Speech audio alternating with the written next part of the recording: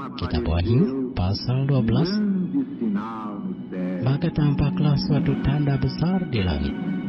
Seorang perempuan berselubungkan matahari dengan bulan di bawah kakinya dan sebuah mahkota dari 12 bintang di atas kepalanya.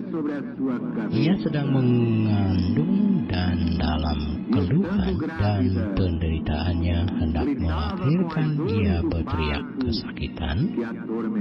Maka tampaklah suatu tanda yang lain di langit, dan lihatlah seekor naga merah padam yang besar, berkepala 7 dan bertanduk 10, dan di atas kepalanya ada 7 mahkota. Dan ekornya menyeret sepertiga dari bintang-bintang di langit dan melemparkannya ke atas bumi. Dan naga itu berdiri di hadapan perempuan yang hendak melahirkan itu untuk menelan anaknya segera sesudah perempuan itu melahirkannya. Maka ia melahirkan seorang anak laki-laki yang akan menggembalakan semua bangsa dengan gada besi. Tiba-tiba anaknya itu dirampas dan dibawa lari kepada Allah dan ke tahtanya. Perempuan itu lari ke padang gurun, di mana telah disediakan suatu tempat baginya oleh Allah supaya ia dipelihara di situ 1260 hari lamanya. Maka timbullah peperangan di surga. Michael dan malaikat-malaikatnya berperang melawan naga itu, dan naga itu dibantu oleh malaikat-malaikatnya, tetapi mereka tidak dapat bertahan. Mereka tidak mendapat tempat lagi di surga. Dan naga besar itu, si ular tua yang disebut iblis atau setan, yang menyesatkan seluruh dunia, dilemparkan ke bawah. Ia dilemparkan ke bumi bersama-sama dengan malaikat-malaikatnya. Dan aku mendengar suara yang nyaring di surga berkata, "Sekarang telah tiba keselamatan dan kuasa dan pemerintahan Allah kita, dan kekuasaan Dia yang diurapinya, karena telah dilemparkan ke bawah pendakwa saudara-saudara kita yang mendakwa mereka siang dan malam di hadapan Allah kita. Dan mereka mengalahkan Dia oleh darah anak domba dan oleh perkataan kesaksian mereka, karena mereka tidak mengasihi nyawa mereka sampai ke dalam maut. Karena itu bersukacitalah, hai surga, dan hai kamu sekalian yang diam di dalamnya.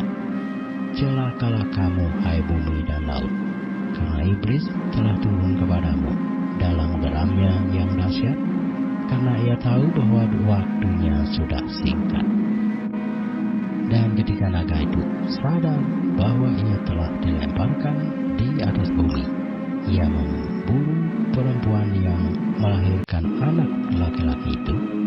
Kepada perempuan itu diberikan kedua sayap dari burung nasar yang besar, supaya ia terbang ke tempatnya di padang gurun, di mana ia dipelihara jauh dari tempat ular itu selama 1 masa dan 2 masa dan setengah masa. Lalu ular itu menyembulkan dari mulutnya air sebesar sungai ke arah perempuan itu supaya ia dihanyutkan sungai itu. Tetapi bumi datang menolong perempuan itu. Ia membuka mulutnya dan menelan sungai yang disembulkan naga itu dari mulutnya. Maka marahlah naga itu kepada perempuan itu, lalu pergi memerangi keturunannya yang lain yang menuruti hukum-hukum Allah dan memiliki kesaksian Yesus. Dan dia tinggal berdiri di pantai laut. Pelo sangue do Cordeiro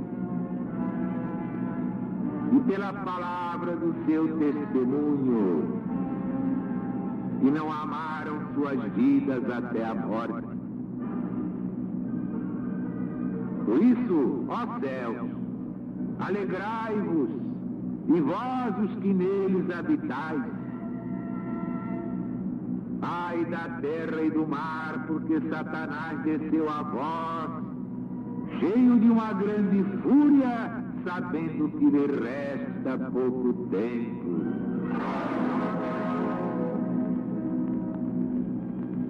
E o dragão, depois que se viu precipitado na terra, começou a perseguir a mulher que tinha dado à luz o filho homem.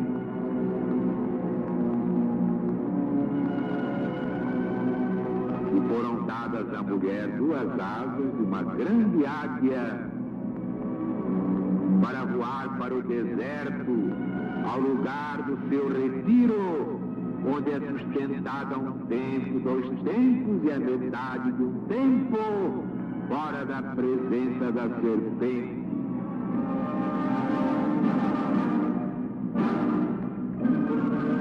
E a serpente lançou da sua boca, atrás da mulher, água como um rio para fazer com que ela fosse arrebatada pela corrente. Mas a terra sua mulher, e abriu a terra sua boca e engoliu o rio que o dragão tinha vomitado da sua boca. E o dragão se irou contra a mulher e foi fazer guerra aos outros seus filhos que guardam os mandamentos de Deus e têm o testemunho de Jesus Cristo. E deixou-se ficar sobre a areia do mar.